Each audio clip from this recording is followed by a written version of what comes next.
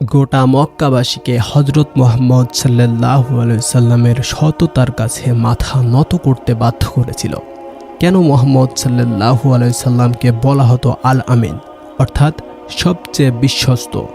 আজকের এই ভিডিওতে আমরা জানব সেই বিস্ময়কর গল্প, যেখানে শুধুমাত্র সততা, সত্যবাদিতা আর ব্যবসায়িক ন্যায়পরায়ণতা দিয়ে জয় করে নিয়েছিল মক্কার প্রতিটি হৃদয়।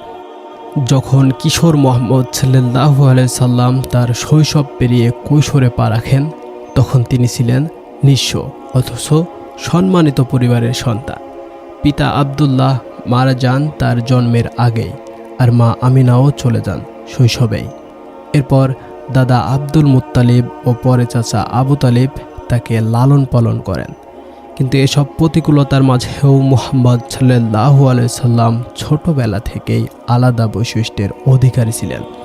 কৈশোরে তিনি বিনয়ী, নম্র, আত্মনিয়ন্ত্রিত এবং সবচেয়ে বড় কথা, সততায় অতুলনীয় হয়ে ওঠেন। মক্কার বণিক শ্রেণীর চোখে পড়তে সময় লাগেনি মুহাম্মদ সাল্লাল্লাহু আলাইহি সাল্লামের সততা ও বিশ্বস্ততা। ছোটবেলা থেকেই তিনি কাউকে ঠকাতেন না, কারো জিনিসে হাত দিতেন না। যখন চাচার সঙ্গে তিনি বিভিন্ন জায়গায় যেতেন, মানুষ বলতো এই ছেলেটি সত্যিই আলাদা। একবার চাচা আবু তালিব তাকে নিয়ে হিসাব ইবনুল মুগিরার সাথে বাণিজ্যিক এক জায়গায় পাঠান। সেখানে কিছু লেনদেন হয়। একজন ক্রেতা বেশি দামে কিছু নিতে চাইছিলেন, কিন্তু মুহাম্মদ সাল্লাল্লাহু আলাইহি সাল্লাম বলেন, এই জিনিসের প্রকৃত মূল্য এত, আপনি তার চেয়ে বেশি দিচ্ছেন, এটা গ্রহণ করা আমার জন্য সঠিক হবে না। এই কথায় উপস্থিত লোকেরা বিস্মিত হয়ে যায়। এমন সততা তারা মক্কায় খুব কমই দেখেছে। কৈশোর থেকেই মুহাম্মদ সাল্লাল্লাহু আলাইহি সাল্লাম ব্যবসার প্রতি ঝোঁক দেখান। তিনি চাচার সাথে সিরিয়া অভিমুখে বাণিজ্য যাত্রা করেন, যা পরবর্তীতে বহুবার ঘটেছে। এই সফরে তিনি দেখেন কিভাবে অন্যরা বাণিজ্যে প্রতারণা করছে, আর তিনি শেখেন কিভাবে একজন ব্যবসায়ী সততা বজায় রেখেও লাভবান হতে পারেন। তার কাজের ধরন ছিল সময়নিষ্ঠ, হিসাব নিকাশের নিখুঁত এবং সম্পূর্ণ স্বচ্ছ। যেসব ব্যবসায়ীরা তাকে সঙ্গে নিত, তারা খুব দ্রুত তার প্রতি আস্থা স্থাপন করত। কিশোর বয়সেই মুহাম্মদ সাল্লাল্লাহু আলাইহি সাল্লাম মক্কার মানুষদের কাছে পরিচিত হয়ে ওঠেন আল আমিন নামে, যার অর্থ বিশ্বস্ত। এই নাম তিনি অর্জন করেন প্রতিদিনের আচরণ, লেনদেন, কথাবার্তা এবং কর্মের মাধ্যমে।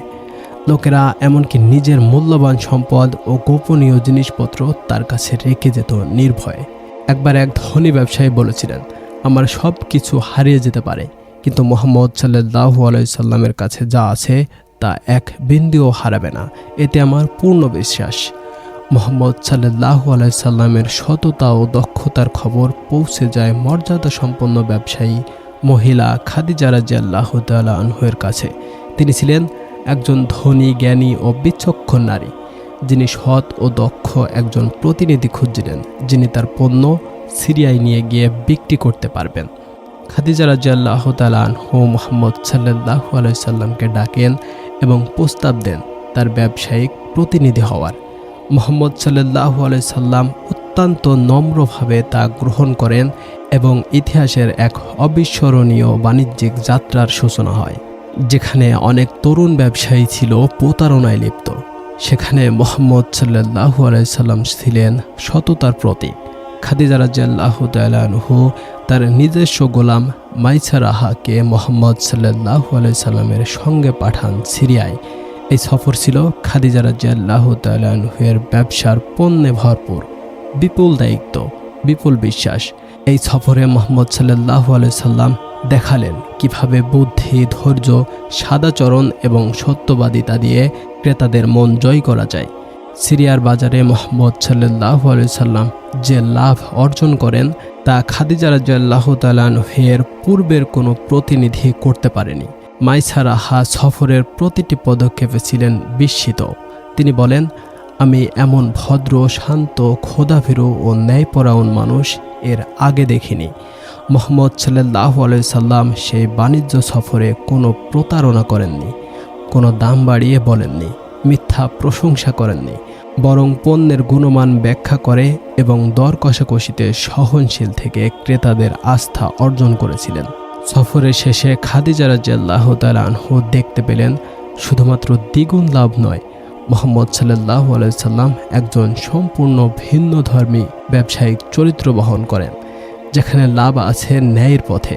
এই সফরের অভিজ্ঞতা ও মাইশরাহার বিবরণ খাদিজা রাদিয়াল্লাহু তাআলা আনহাকে এতটাই প্রভাবিত করে যে তিনি মুহাম্মদ সাল্লাল্লাহু আলাইহি সাল্লামের সততা, চরিত্র ও ভাবনার গভীরতায় প্রেমে পড়ে যান। এখানে জন্ম নেয় ইতিহাসের সর্বোত্তম এক দাম্পত্য বন্ধনের সূচনা। তারা পরে বিবাহ বন্ধনে আবদ্ধ হন। বিবাহের সময় মুহাম্মদ সাল্লাল্লাহু আলাইহি সাল্লামের বয়স 25 এবং খাদিজা রাদিয়াল্লাহু তাআলা আনহার বয়স 40 বছর। এই বিবাহ ব্যবসায়িক সম্পর্কের ভিত্তিতে শুরু হলেও তা হয়ে ওঠে ভালোবাসা, শ্রদ্ধা ও সহযোগিতার এক আদর্শ উদাহরণ। বিয়ের পর মুহাম্মদ সাল্লাল্লাহু আলাইহি সাল্লাম খাদিজা রাদিয়াল্লাহু তাআলা আনহার ব্যবসার পুরো দেখভাল শুরু করেন। কিন্তু তিনি শুধু মুনাফা নয়, নীতিকে প্রাধান্য দেন। ব্যবসায়িক অংশীদারদের প্রতি সৎ ব্যবহার, ক্রেতার প্রতি দয়া এবং হিসাব নিকাশের স্বচ্ছতা ছিল তার অনুশীলন। তার এই নীতি দেখে আশেপাশের অনেক তরুণও সৎ ব্যবসায়ী হতে উৎসাহিত হয়। এভাবেই কিশোর বয়সে অর্জিত সততা তার প্রাপ্তবয়স্ক জীবনের ব্যবসায়িক সংস্কৃতিতে রূপ নেয়। মুহাম্মদ সাল্লাল্লাহু আলাইহি সাল্লামের সততা, দক্ষতা ও ব্যবসায়িক বিচক্ষণতার কারণে মক্কার কুরাইশরা তাকে শুধু একজন সাধারণ ব্যবসায়ী নয়, বরং ভবিষ্যতের সম্ভাবনাময় নেতা হিসেবে দেখত। তিনি ব্যবসার মাধ্যমে অর্জন করেন অর্থ, কিন্তু আরও গুরুত্বপূর্ণ ছিল সম্মান, আস্থা ও বিশ্বাস। মুহাম্মদ সাল্লাল্লাহু আলাইহি সাল্লাম তখনও নবী হননি, কিন্তু তার জীবনের প্রতিটি পদক্ষেপেই আল্লাহ তাকে প্রস্তুত করেছিলেন এক মহান দায়িত্বের জন্য, ন্যায়, সততা ও আদর্শের মাধ্যমে মানবতার নবী হওয়ার জন্য। যখন অনেক ব্যবসায়ী প্রতারণা, বাড়িয়ে বলা বা পণ্যের গুণ লুকিয়ে ক্রেতাকে বিভ্রান্ত করত, তখন মুহাম্মদ সাল্লাল্লাহু আলাইহি সাল্লাম ছিলেন এর সম্পূর্ণ বিপরীত।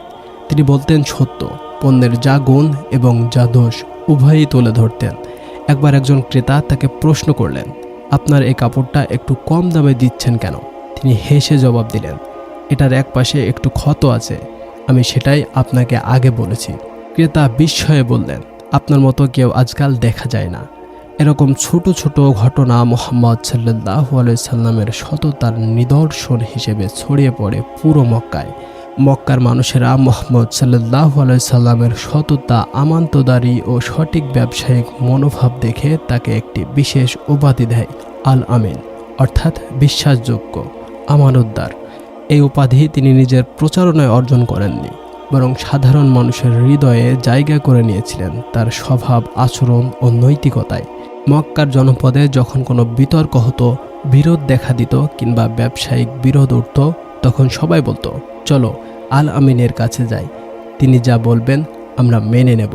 মুহাম্মদ সাল্লাল্লাহু আলাইহি সাল্লামের জীবনের একটি অধ্যায় দারিদ্র্য ঘেরা ছিল, কিন্তু সেই সময়েও তিনি কোনোদিন কারো সামনে হাত পাতেননি, অন্যের পণ্যে হস্তক্ষেপ করেননি বা অতিরিক্ত মুনাফার আশায় কাউকে ঠকাননি। একবার তাকে বলা হলো, তুমি এত বেশি সৎ বলে অনেক গ্রাহক হারিয়ে ফেলছ। তিনি শান্ত গলায় বলেছিলেন, আল্লাহ যাকে আমার ভাগ্যে রেখেছেন সে আমার কাছে আসবেই, মিথ্যা বলে লাভ আমি চাই না। এই উত্তরের মধ্যেই লুকিয়েছিল এক অনন্য ব্যবসায়িক দৃষ্টিভঙ্গি, যা সময়ের চেয়েও বহু দূর এগিয়েছিল। মুহাম্মদ সাল্লাল্লাহু আলাইহি সাল্লাম ব্যবসাকে শুধু লাভের মাধ্যম হিসেবে দেখেননি, তিনি এটিকে দেখতেন একটি আমানত হিসেবে। তিনি বিশ্বাস করতেন, যদি আমি কাউকে পণ্য দেই, তবে আমি তার সঙ্গে একটি প্রতিশ্রুতি দিচ্ছি যে আমি তাকে ঠকাবো না।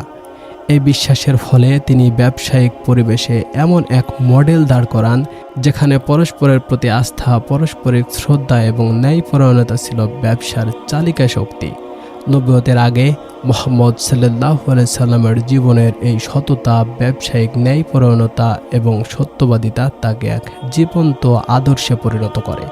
তার ব্যক্তিত্ব এতই গ্রহণযোগ্য হয়ে ওঠে যে যখন নবুয়তের সংবাদ তিনি মানুষকে জানান, তখন তিনি প্রশ্ন করেন, হে কুরাইশরা, যদি আমি বলি পাহাড়ের ওপাশে হঠাৎ শত্রুর দল হানাদারি করতে আসছে, তোমরা কি বিশ্বাস করবে? তারা এক বাক্যে বলে ওঠে, হ্যাঁ, তুমি তো কখনো মিথ্যা বলনি। এই একটি বাক্যই প্রমাণ করে কিশোর বয়সে অর্জিত সততা কিভাবে তাকে প্রস্তুত করেছিল একজন মহান নবী এবং আদর্শ মানব হিসেবে।